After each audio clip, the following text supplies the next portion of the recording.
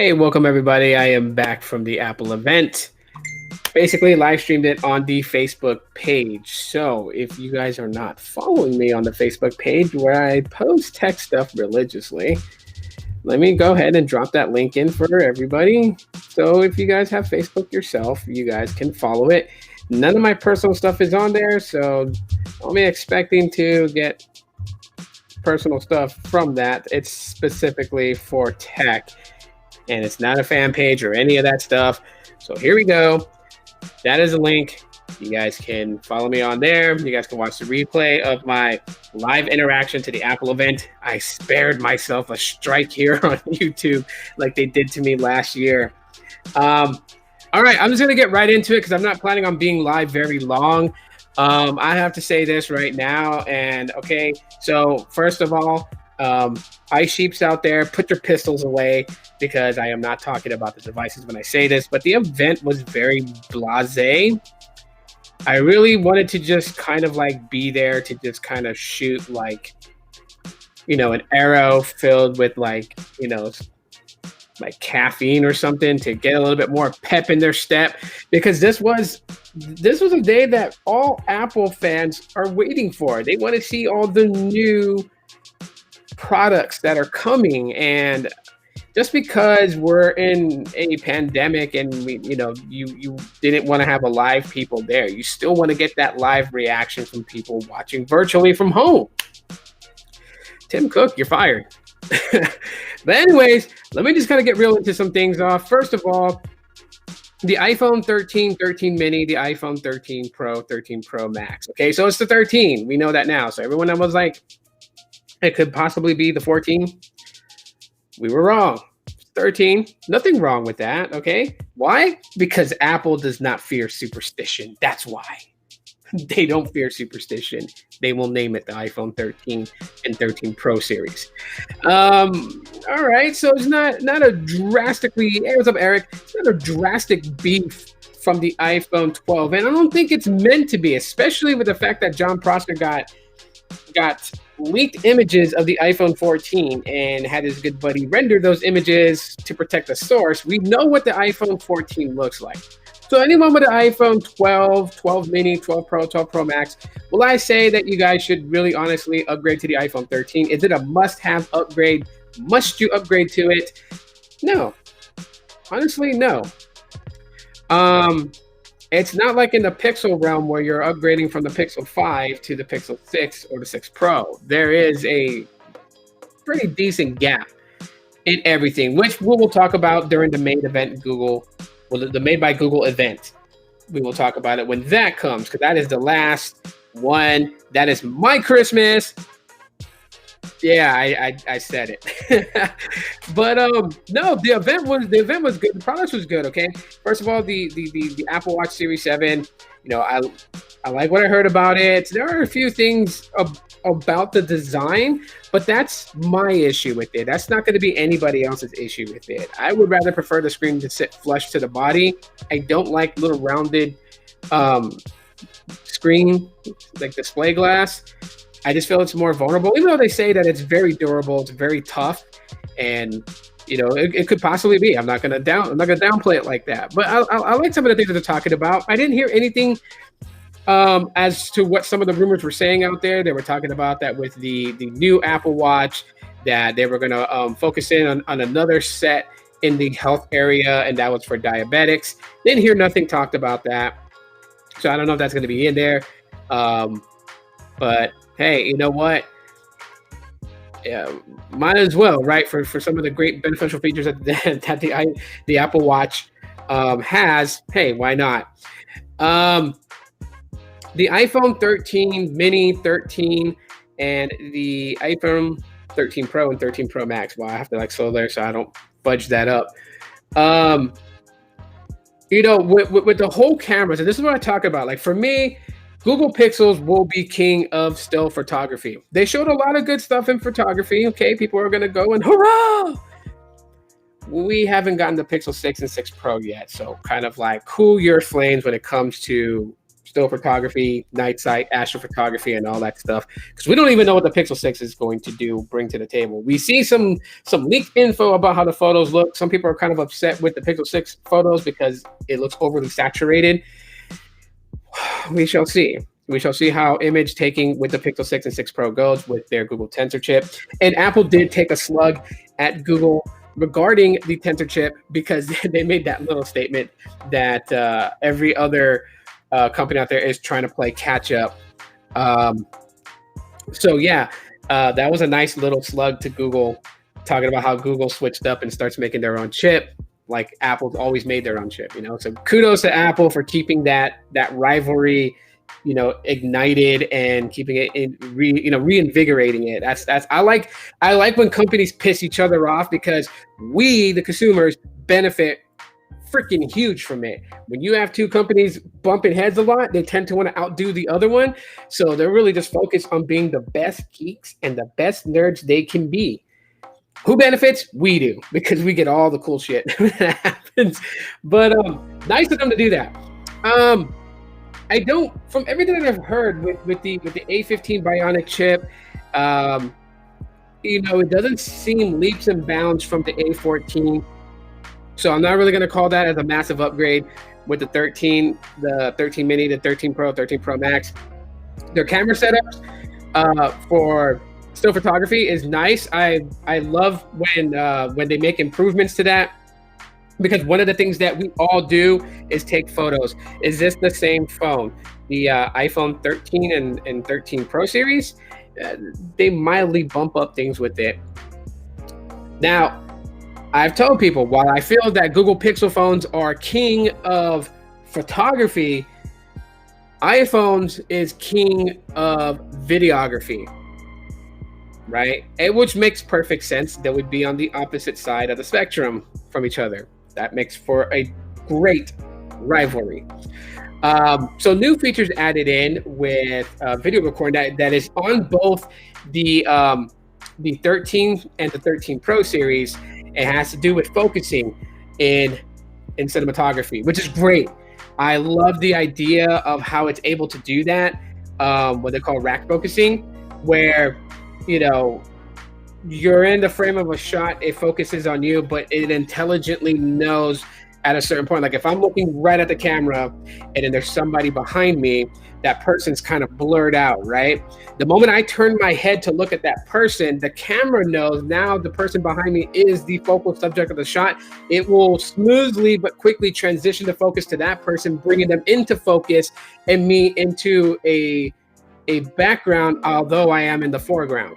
I like how that happens, because those people, especially content creators on YouTube, are going to make some serious content on YouTube coming with the iPhone 13, right? I cannot say that for the Google Pixel 6 and 6 Pro, because Google's never really been vested in cinematography like Apple has. As a matter of fact, they touted throughout their event on how they gave it to several people to make movie clips.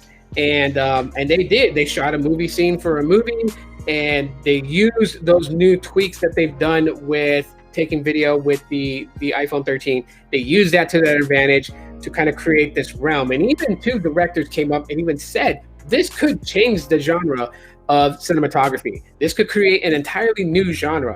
And what they mean by that is not like a genre like horror film or action or drama, romance, comedy, or anything like that. They're talking about how they make movies. The iPhone is good enough to shoot scenes that can be used in movies. It makes it a lot easier, because do you realize how heavy those Pro cameras are that they use for filmmaking? I mean, those things are huge. And then you got to drink like massive amount of Red Bull to give you all that energy to be able to not only just hold that camera, but hold it as still as possible.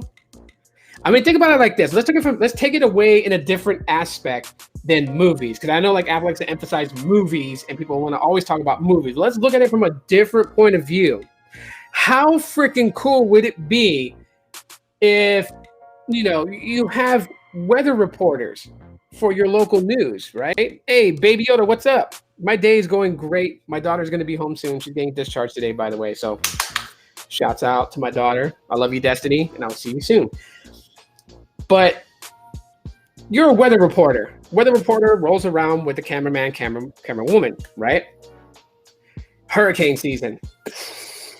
And not like those guys who try to pretend that the wind was blowing them so hard and then people are just walking normally behind them and got them busted. Not those people, but actual real gale force winds like about to blow you down the block.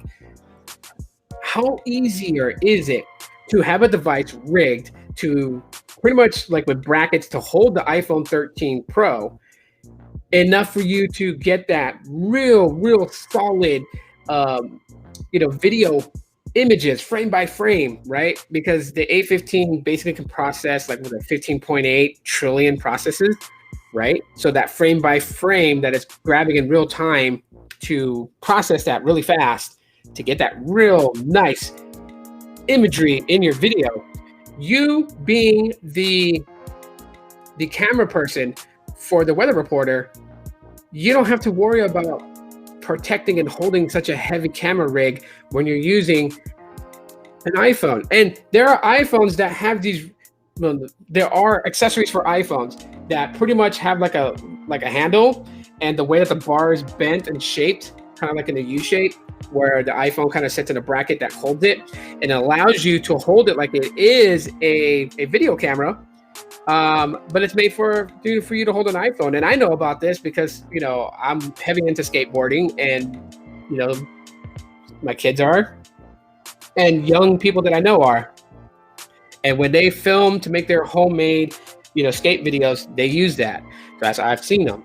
Just imagine having to have that and be able to, report live on the news. And all you really need is an iPhone.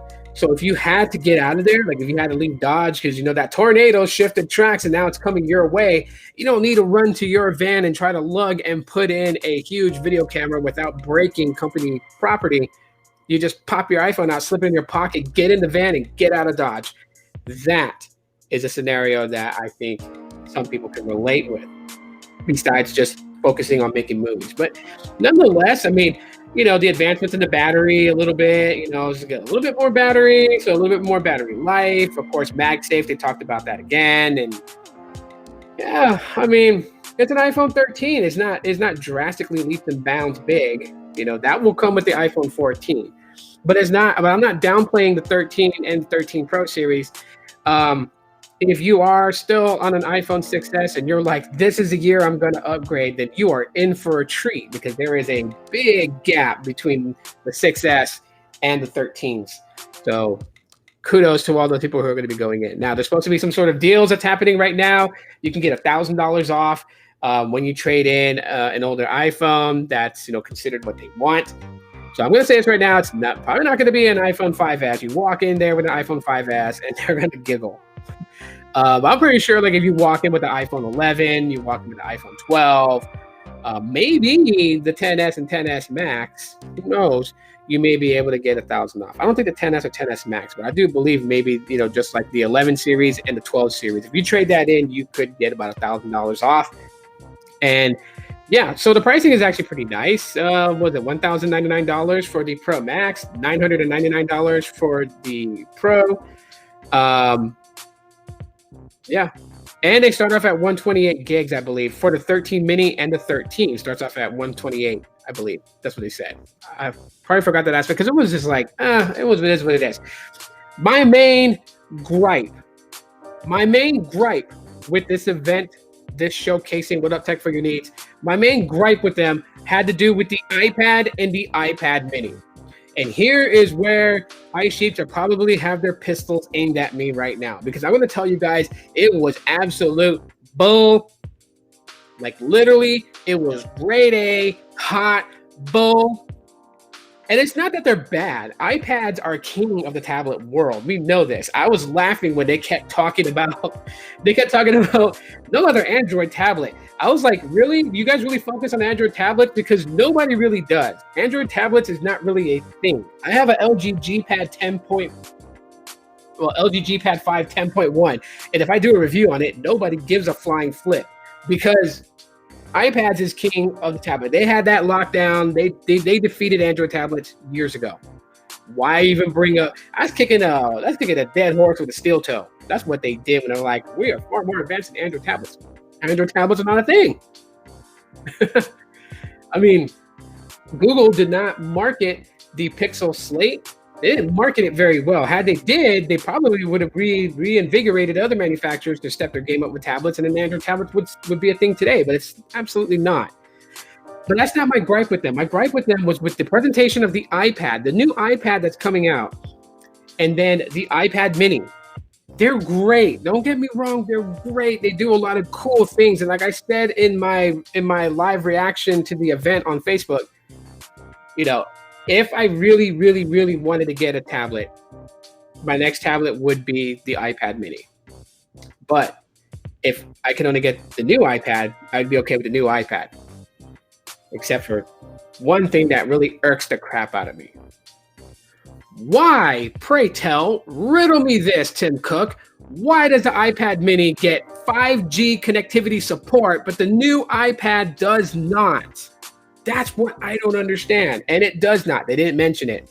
They didn't mention it at all. The only thing they did with the iPad, the new iPad that's coming out, all they mentioned with that is that it will have fast LTE connectivity. Fast LTE connectivity. If it was 5G capable, then that would be a point they would emphasize on, like they did for the iPad mini, because that's exactly what they led up to with the iPad mini when they were talking about connectivity. They kind of like played with us when we were watching. They talked about connectivity and then fastest data transfer. And I'm like, oh, 5G. You'll see if you watch the replay on my Facebook. I'm like, oh, 5G is coming to the iPad mini, and then they're like, yeah, we now have a Type-C port in the iPad mini. I was like, oh, well, I mean, hey, great. We were wanting, USB Type-C on an Apple product, on iPad. And so we're like, okay, that's cool, right? Faster data transfer using USB Type-C. And then they hit us with that it's 5G connection. It's 5G connectivity, And mind you, this is going to have probably, I don't know, Carlos would have to probably comment and let me know if I'm correct or not. It's probably more than likely going to have the same abilities as the iPhone 13 and 13 Pro series, which those ones, I forgot to mention, are going to have faster 5G connectivity because they are going to support, with their modems and radios, they're going to support 5G aggregation. They said it. They said that you'd be able to connect with more bands. More bands. Yeah. So I'm assuming it's going to be able to aggregate the 5G bands. Now, that's my only gripe. Like, I don't want them to not put 5G in an iPad. I think it's great that it's in an iPad mini. What I wanted them to do was to put 5G in the iPad. Some people definitely would prefer the mini. It's more versatile. It's more, you can carry it. It can go anywhere. You can put it in a coat pocket. If you got old school baggy jeans, you could probably put it in the back pocket. Like if you still rock Jinko jeans or Menace pants, you probably stick it in the back pocket because those pockets were huge. But it makes sense. Like 5G on it, like why not, right? Like you can do so much with 5G connectivity. Work-wise productivity would increase by 60% with 5G enabled devices. But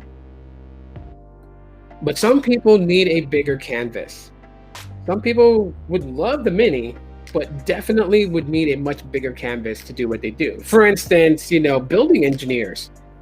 Building the schematics for a flawless blueprint to begin production of a new building in New York requires steady hands, a keen eye, and you're going to need a big enough canvas to work this on. I mean, you could do it with the iPad mini, but it'd be so cumbersome to just have to like move across on a small display and zoom and pinch to zoom and pinch to zoom. When you have a bigger device that can get more real estate in with less hand gesture touches and stuff like that to do that. The new iPad is considered a budgeted device, but I mean they still could have put 5G in the thing. Come on. If they weren't going, okay, so I do know that the iPad is using the A13 Bionic chip, right? So it is using a 2-year-old chip from Apple. they didn't have to put specifically the current modem and radios that they have in the iPhone 13 and the new iPad. They could have went with, last year's. I'm just saying, like, why not? And if the iPad was going to be just the budget end, then why not a new? Did they release an iPad Pro this year? I don't remember if they did. Either way, I'm still a stickler for this. They should have put 5G in that. I don't care. They have a Pro model iPad and it's got 5G. Screw it. This one should have 5G too. You know what? I'm gonna be greedy. I'm a consumer. I'm freaking allowed to. They could have made a 5G model. As I'm saying, $349 for the iPad, $449 for the 5G version. Cause why not?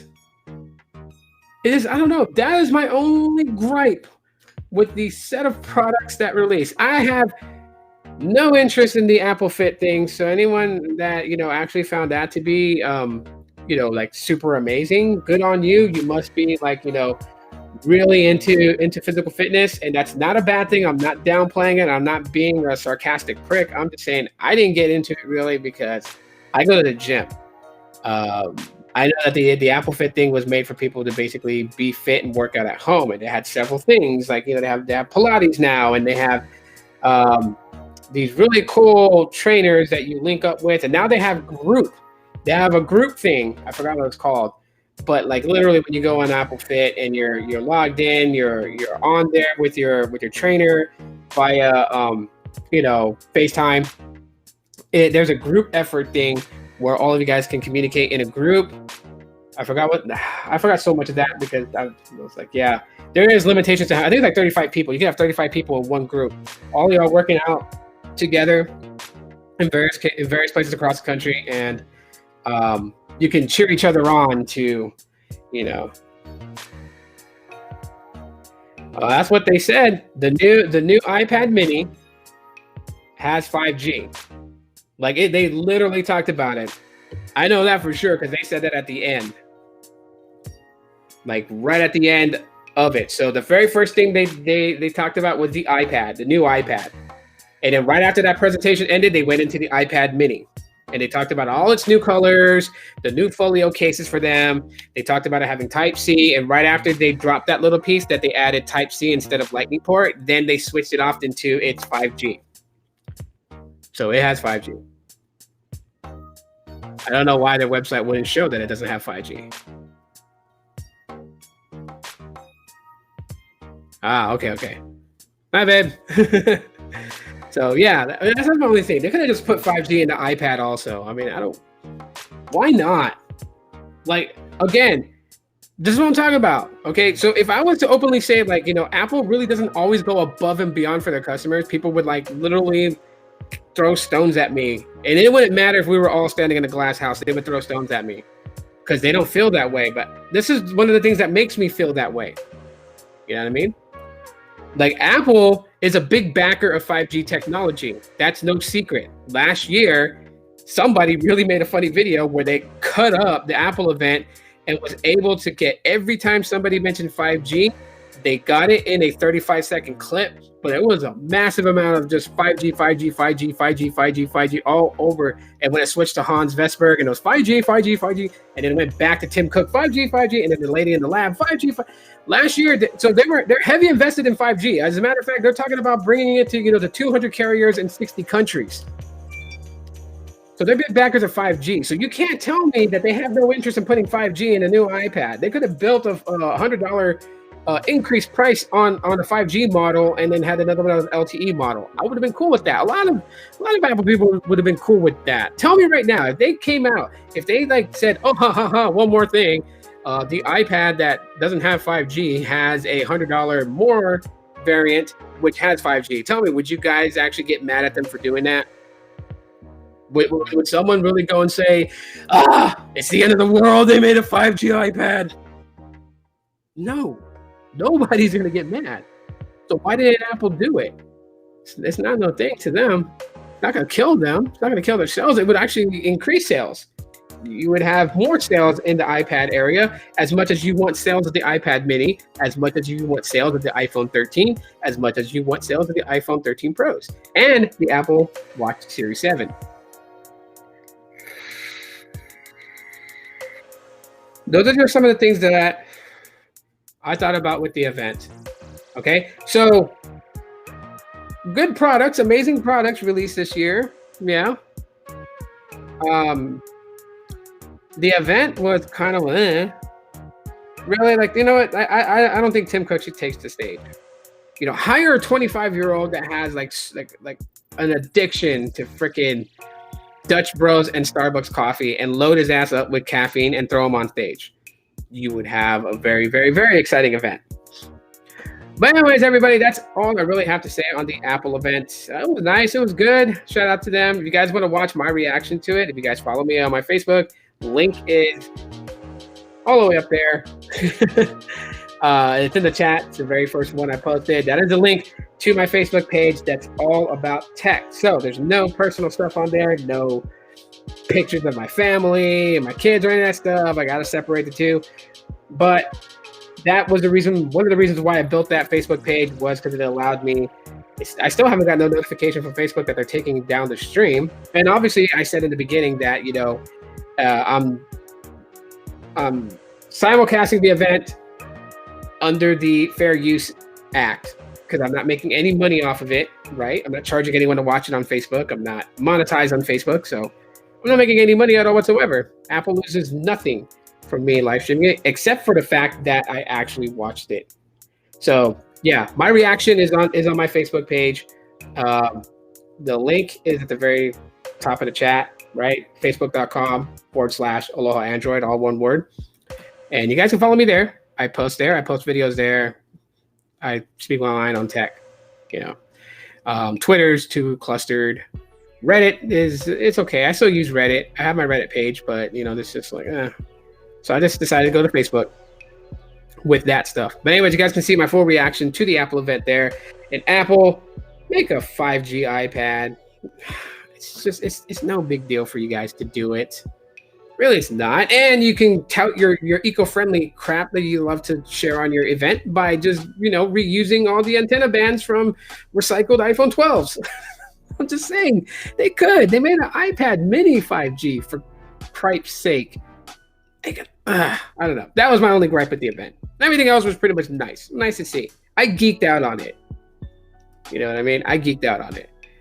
Minor, small, incremental bumps in certain areas of the iPhone 13. But then, you know, big advancements in their camera system with the Pro series. That's nice.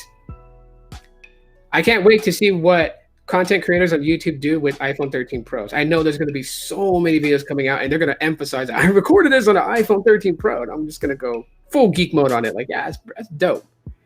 You know, if they know what they're doing with, like, you know, the Pro modes, the RAW modes, and all the settings, stuff like that. If they really, really, really get in there. I kind of would like to see what Altered Tech would do with the iPhone 13 Pro. Hey, my daughter's using she's using my fiance's account. Hi, Destiny. They took her off the IV. So the IV's been taken off of her. So she is going to come home today. We're excited for her to come back home. The surgery was a great success, by the way. And thank you to everybody who sent prayers on Twitter, Facebook, and even on here on my live streams and on my videos. I read all your guys' comments and your prayers. Thank you guys so much for it. You guys would be happy to know that the surgery was a success. No issues, no problems at all whatsoever. She's fine. She's eating food. She's still a little bit sore, but obviously it's only been, you know, less than 24 hours since the surgery. But, you know, she's drinking her drinks. She's watching, you know, movies. She's all that good stuff. Yep. But everybody, thank you for coming in and listening to my thoughts on the Apple event. And yeah, more Apple stuff coming on later on this week as we deep dive deeper into each one of those products. And who knows whose live stream I might jump on to, you know. All we have now is the Made by Google event, and that's my freaking Christmas. So thanks a lot for checking it out. Y'all have been great. Yeah, we're probably going out of town this week. So you guys won't be seeing any more live streams this week till probably this coming weekend. But I will post videos. So stay tuned for those. Law.